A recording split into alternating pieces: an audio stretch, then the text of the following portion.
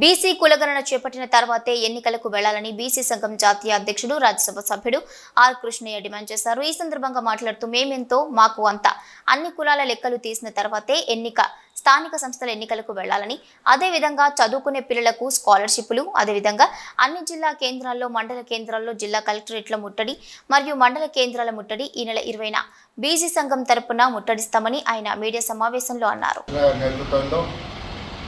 రేపు 20వ తారీఖు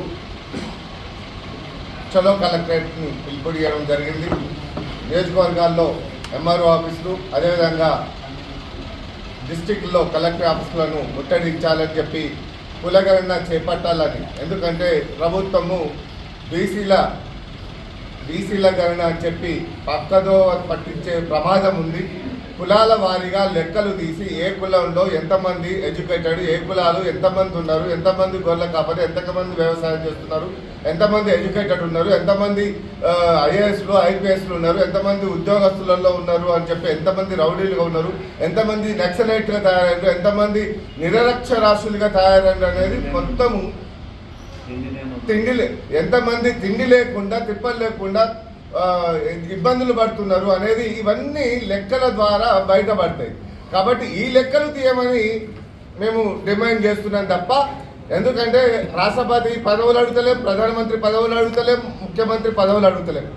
పిల్లులకు, కుక్కలకు, నక్కలకు, కుక్కలకు ప్రతి ఒక్కరికి కూడా లెక్కలు ఉన్నాయి. కానీ 56% ఉన్నటువంటి బీసీలకు 70 సంవత్సరాలలో ఎవరు ఎంతమంది అనేది కూడా ఓటేసేటప్పుడు ఏ కులం అని అడుగుతారు, చదువుకుని ఉద్యోగం చేసేటప్పుడు ఏ కులం అని అడుగుతారు, చదువు స్కూళ్ళల్లో కాలేజీలో జాయిన్ చేసేటప్పుడు ఏ కుల సర్టిఫికెట్లు ఉన్నాయంటారు. కానీ కులాల వారిగా లెక్కలు ఎందుకు తీయలేదు ఇప్పటివరకు రాష్ట్ర ప్రభుత్వము, కేంద్ర ప్రభుత్వం అని చెప్పి డిమాండ్ చేస్తున్నాం.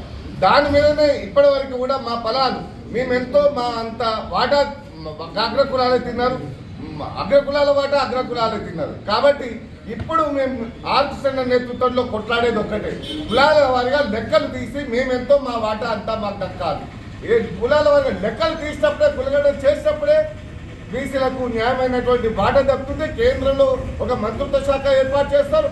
మంత్రిత్వ శాఖ ద్వారా ఇలా బీసీలు విద్యార్థులు చదువుకోవడానికి ఒక ఫీజు రియంబర్స్మెంట్ కానీ, అదేవిధంగా స్కాలర్షిప్లు కానీ, రెసిడెన్షియల్ పాఠశాలలు కానీ, గురుకుల పాఠశాలలో కానీ ఒక క్లారిటీ లేకపోవడం అనేది. ఇలా హైకోర్టు కూడా ఎర్ర సత్యనారాయణ గారు ఇలా పిటిషన్ చేస్తే 3 నెలల్లో సమాధానం చెప్పి వెంటనే కులగణన చేపట్టాలని చెప్పిండు. ఇప్పటి వరకు కూడా ఒక కమిటీ వేయలేదు, ఇప్పటి వరకు కూడా కులగణన మీద ఒక ప్రక్షాళన తీసుకురావడం లేదు.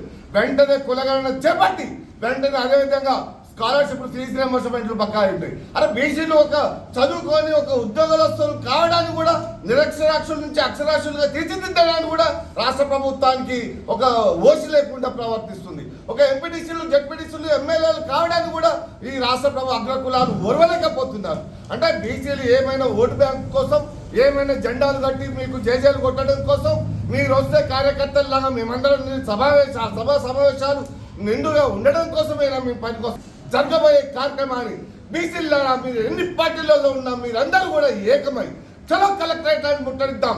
ఎక్కడికక్కడ ఎమ్మెల్యేని దిగ్బంధం చేద్దాం, మంత్రులను ఎక్కడికక్కడ ఇళ్లలో దిగ్బంధం చేసి మీ అంతు చూడడానికి సిద్ధపడండి అని చెప్పి నేను పిలుపునిస్తున్నాం.